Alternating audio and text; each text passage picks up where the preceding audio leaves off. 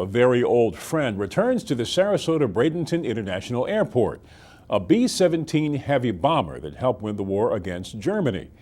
SNN Local News weekend anchor John Hill has the Sarasota B-17 history.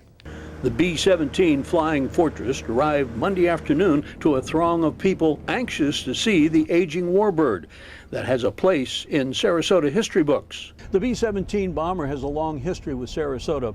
Pilot training for the aircraft was moved from MacDill Army Airfield to Sarasota in March of 1942, just 6 months after war was declared. Pilots would then be reassigned from Sarasota to England, where they would begin to bomb Germany. Picking the most famous aircraft in the 8th Air Force.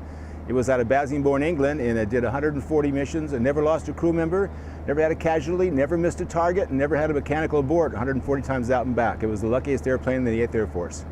One person who came to Sarasota not only to see the aircraft, but came to ride in it as well for a special reason. My father was in the RAF during the war and spent 6 years on Gibraltar, and he used to service Flying Fortresses, Liberators, Lancaster bombers. He actually used to service Churchill's Liberator when it came in, so I'm really interested in them, you know. While the B-17 arrived Monday afternoon, 2 other aircraft are scheduled to be on display Tuesday, a B-24 Liberator and a North American P-51.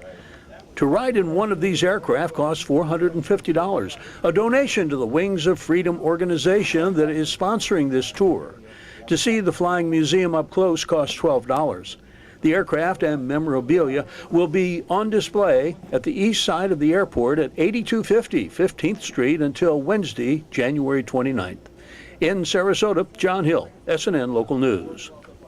Now, the Sarasota Army Airfield, as it was named in 1942, was also a major training base for fighter pilots during the war.